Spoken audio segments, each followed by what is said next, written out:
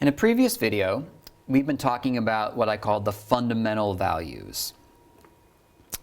These are the values of equality, autonomy, happiness, trust, and virtue. All right, so that's a pretty clear list that I've been trying to convince us of. Let's step back and ask why, though, we're focusing on those 5 values. What is it about those 5? Specifically because we're thinking, like, don't we have other things that we value? Okay, well, what's so special about those values? Well, what's special about them is that they undergird the 5 major ethical theories. And so working backwards, we get these 5 fundamental values that I think explain most of the moral universe. But in fact, yes, there are other things that we value. So let's talk about how those other values could fit into this puzzle. Things like, we talk a lot about privacy. That's especially important in tech ethics and AI ethics. You hear people talk about privacy a lot. Accountability. There are legislative bills on algorithmic accountability, holding algorithms accountable. There are some at the state level, and there are also some at the national level. So accountability is a pretty clear value when it comes to artificial intelligence. Even things like efficiency and accuracy, which end up being talked about less in a moral context, but they still are values about human well-being that we need to account for. So how do those fit into to our moral universe? Here's how I would say it.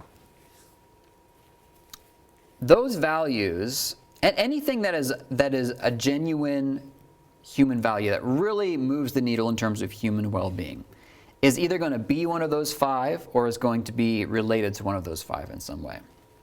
So the list we just looked at, what I call those are second-order values. That is to say, they're valued for the sake of some fundamental value. Let's take privacy. Privacy is a little bit complicated. There's so much written about privacy. I think it is possible to value privacy for its own sake. But I think hardly any of us, when we value privacy, are really valuing privacy for its own sake. Most of the time, or almost all the time, or maybe all the time, when we talk about, like, hey, we care about privacy, we don't want governments to have all the information about us. We don't want businesses to have all this information about it. We don't want other people to have all this information about it. Why? Why is that a value for us? Because the more information that other entities have about us, the less opportunity we have to live our life the way we want to. That is to say, autonomy, right? This is the value of autonomy, being able to make our own decisions, do things in our own way. The more information is out there about us, the more potential that people have to limit our autonomy. So what I would say is that, and go ahead and listen when people really talk about privacy and they talk about that it's a really important thing, think about the examples that they're given. Almost all, or maybe all, of the examples that they are giving are, hey, when privacy is violated, that also harms, that ultimately harms your autonomy. That's what the story is going to be. All right, accountability. Why do we value accountability? Why do we want algorithms or anything to be accountable? I think it's pretty clearly for the sake of trust. We want to be able to trust that the thing, in this case the algorithm, is working as intended. That if it does start malfunctioning, if it does start doing something that's obviously harmful, if it does start doing something that's unfair or hurting another group in some way, that we have a way to restore it, that it would be accountable, and so we can fix it, right?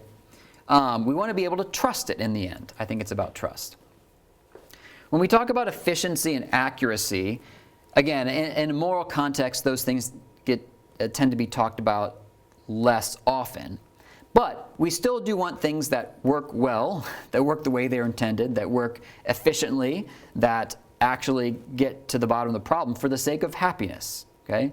I would say those are tied to the sake of happiness, tied to the value of happiness. There's one other one that I want to give a special mention to here, Transparency, you hear the value of transparency a lot. In fact, one of the major ethical AI ethics conferences has the word transparency in the title. So it's clearly out there as one of the really values that make sense of the AI ethics world. I would say that is a third order value.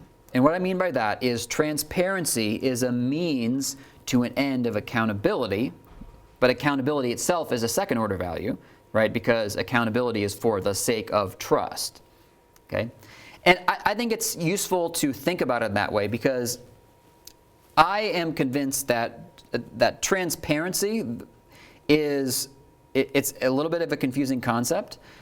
It can get us accountability, but there are other ways to get accountability. So it is a way to get accountability, but not the only way. And that's important, because there are some things about the AI world that will never be transparent. They can't be transparent. And yet we still want them to be accountable for the sake of trust. So it's important that there are other avenues to accountability besides transparency. Anyways, so that's how I think about transparency. It's a third order value. It gets us accountability.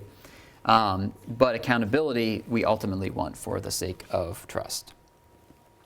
All right, this is the final video in this playlist, What Do We Care About When We Care About Ethics? I've tried to tell a story about that what we really care about is human well-being, and that means that we have to care about values. And those values can be fundamental values, or they can be for the sake of second order or third order values.